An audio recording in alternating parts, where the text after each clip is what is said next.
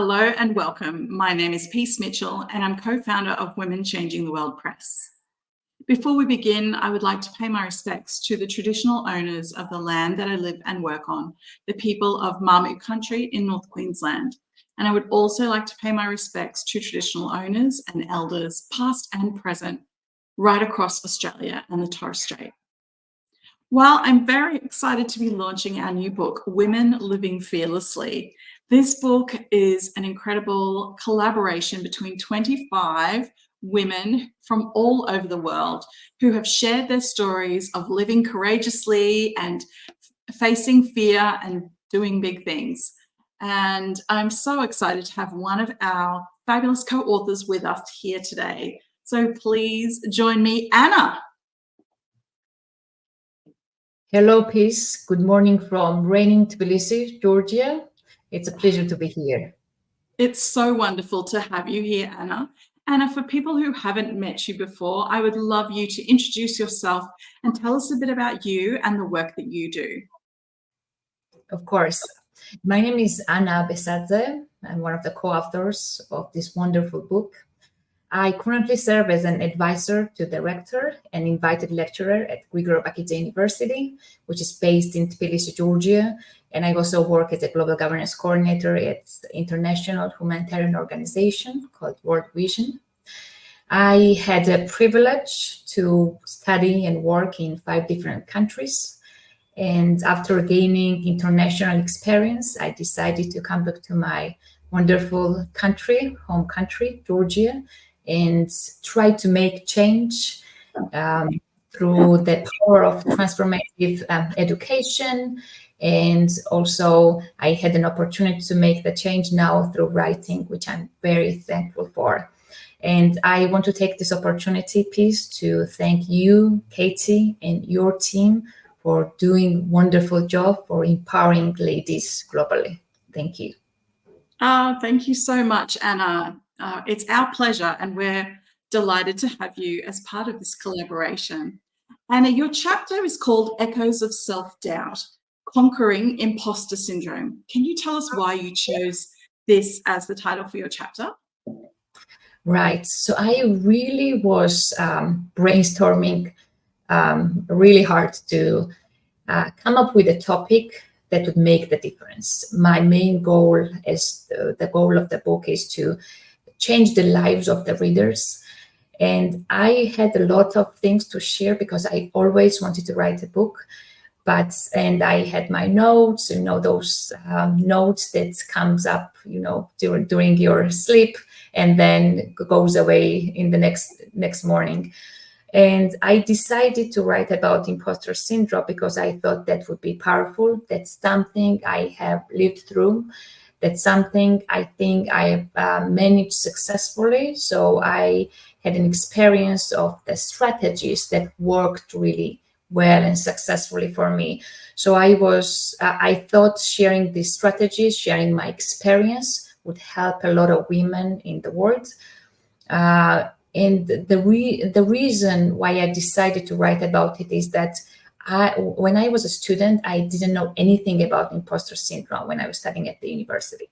And one day I read an article that said, talked about imposter syndrome, that even highly successful people like Albert Einstein, Michelle Obama, Emma Watson, they were also struggling with that. And that gave me such a relief. That made me understand that I'm not the only one struggling with this. And then I finally started, searching for the strategies or just getting the experience from other people that would help me as well. And I think realizing this at early stage really helped me a lot in my future, because otherwise I don't think I would have done as many things in my career, in my personal life, if I had been struggling with that, or if I had known that it was I would have been the only person struggling with that. So I think the reason why I chose this was that even if, 5 people read this and it will help them, I think that will make the difference. So I decided that would be a powerful topic. And I think I was right, because it's really inspiring to receive the messages after the book was launched, and it has been, not a long, but I'm receiving the messages on Facebook, on LinkedIn, because I was invited on national media, featured in different magazines and newspapers. And when women are reading this, I receive the messages that, I look up to you, and thank you for sharing this, because it is a taboo topic still in Georgia. Nobody really talks about this. And I think the women, I found them, and those women found me, those who are struggling with the same challenges that I had overcame a few years ago pretty successfully. Yes, it's such a common thing. And the fact that you've highlighted people like Michelle Obama, who just comes across as being so confident and knowledgeable and experienced and capable. Even people like her experience imposter syndrome and these feelings of self-doubt from time to time. In your chapter, you've written that I've learned that if you search for reasons why you're not good enough, you'll always find them. And so it really is up to us to make that choice, isn't it? Can you tell us a bit more about this quote? Exactly, yes. This is one of my favorite quotes, and I think it really talks about the power of mindset. If you think you are, you can, as Henry said, you are right, and if you think you can't, you're also right. So this talks about how perseverance, hard work, and just believing in yourself matters. And imposter syndrome, for those women who don't know what that is, it's downplaying your accomplishments to the point of feeling like a fraud. And these can lead to anxiety, depression, and I think realizing how powerful we can be to manage this symptom and use it as a strength, not as a weakness, an enemy. It makes a huge difference. And then I also talk about the negative thoughts and managing it in my book. And what I mentioned there is that whatever, if we go to the meeting, for example, with a preconceived notion of, that I won't take anything from the meeting, it will be so. But if you go there, I'm going to get a lot of contacts, I'm going to benefit from it, it will be so. So it's that the mindset can do a lot of different and powerful things. And I know I've seen a lot of people in my career, and I worked in 5 different countries, and I saw, people like A and B with the same opportunities, with the same talents, with the same, the potential to achieve something in their careers. But I've observed that those people who have a powerful mindset, positive thoughts, and they believe in themselves, of course, they achieve much more than those people who may be even more talented. So I think Henry Ford's words are really powerful, because the way we create the narratives of our lives, it will exactly be so. So we have to be very careful of what we think of, and we have to be careful that we need to believe in ourselves. Otherwise, until we prove the results, nobody will believe in us. So I think Henry Ford's words are really powerful in realizing that the thoughts matter a lot. Yeah, absolutely. Absolutely. Our thoughts do. They really can dictate how successful we are or unsuccessful. And that self-belief is so important. I love that in your chapter you talked about, this is a quote from you, "In my quest for validation, I found myself searching for reasons why I deserve the victory. So I started a journal, a chronicle of my journey." Can you tell us about this strategy? I find this really interesting. Right. So I actually have a journal with me in one of my drawers. The funny thing, and I think that's a powerful thing as well, is that when I nowadays, if you read about imposter syndrome, one of the strategies is now starting the journal. And when I did it, I was in high school and I didn't know anything about imposter syndrome, and I didn't know anything about the strategies. So what I did when I questioned, when I had so many questions in my head and questions about myself, self-doubts, I decided to start a journal. And that journal, I clipped everything, from the newspapers where I was featured, little, success and achievements I had, and I put it together. So I kind of wanted to see, when I won the exchange program to go to the United States, it was a fully funded scholarship. It was really a big achievement, especially someone from a small town. And I was the first one from my small town, and the program had been there for already, 17 years. And I was so proud, but I also didn't know, what if they know if I'm not capable enough? And I was capable enough because I did it successfully. I completed the year successfully. I even received the award from Barack Obama. But I had these doubts. And when I documented everything, all my successes, it kind of made me realize, I was the president of this club. I was president of the other club. I created this club. I created this opportunity for my small town. And this made me realize that, oh, maybe I kind of deserve the success that I gained. So I think it gives you the confidence and self-trust. And what's most important, it creates a pattern that, you had the same doubts before each challenge, each achievement, each success, but you overcame it. And realizing this creates self-trust in yourself. And I think it matters a lot. And I think it was just a survival in my case. I need to survive. So I decided to start the journal.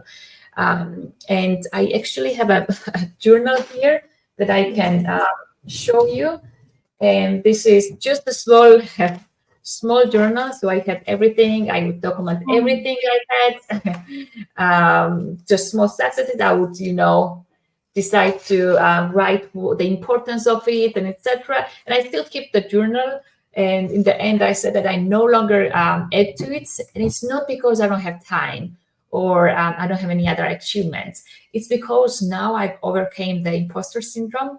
And I think I don't need to prove my worth on the paper anymore. And who knows, if I ever have to face imposter syndrome again, I will then, start writing in here and contributing to it more. But I think that was one of the powerful things that helped me understand that I am enough the way I am, and I deserve the successes that I've gained. Oh, I love it so much. I love that you had an example to show us as well. That's really beautiful. I love that. Oh, and in your chapter, you also talk about the importance of embracing imperfection and having the freedom to fail. And I love that you talk about giving yourself permission and the freedom to fail. Can you tell us a bit more about this? Right.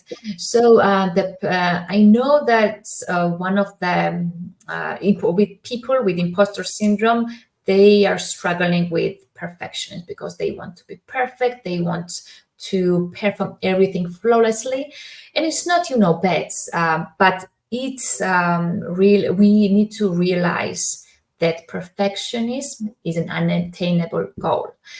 The reason why why we need to realize this is that we miss opportunities when we are waiting for the the perfect moments, or that never comes. The perfectionist makes people fear that, oh, I won't start this business, I won't start this, I won't participate in this because I'm afraid to fail, because especially the people with imposter syndrome think that if they fail in this one, then it crosses out all the other successes they have had and makes them undeserving of the previous successes. But it's not so, because we know the even highly successful people with the global recognitions, they've had a lot of failures. But we don't, and we don't post our failures on social media. We don't post like, I didn't get a job, I failed this exam. We only share our successes. So it kind of makes us realize that we these people, because they are only sharing the successes, they don't have the failures, but the failures in a way that it's an opportunity to learn. And as Mark Zuckerberg said, the greatest success comes from having the freedom to fail, because you learn on the way. No one is perfect, and we have to realize that. And even when we miss out the opportunity to try something new, maybe that was the life opportunity. And when I came back to Georgia, and when I decided that I wanted to make change, I've tried a lot of opportunities. I've tried to reach out to that person, and if I hadn't tried, I wouldn't have ended up with my dream job. I wouldn't have ended up with the instruments to make change. And I think that's why it's really important to understand we do our best as people, and then hope for the best. There is a beauty of not being perfect, and we have to learn to see that as well. We won't succeed in everything we do, but it's our journey, which is really beautiful. Oh, I love that so much. Well, thank you so much, Anna, for being with us here today. I've really enjoyed chatting with you. And thank you for sharing your chapter with us in Women Living Fearlessly. Of course, please. I'm really grateful for the opportunity, because I really wanted to contribute to Georgia, and I really wanted to contribute with my experience and knowledge I had. And I'm really glad and grateful you gave me the opportunity to be the agent of change through writing. And I greatly appreciate that. Oh, you're so welcome. You're so welcome. Well, thank you everybody for tuning in today as well. Make sure you grab your copy of Women Living Fearlessly at wcwpress.com. And we will see you all again soon. Thanks, Anna, and bye, everyone. Thank you, Chris. Bye.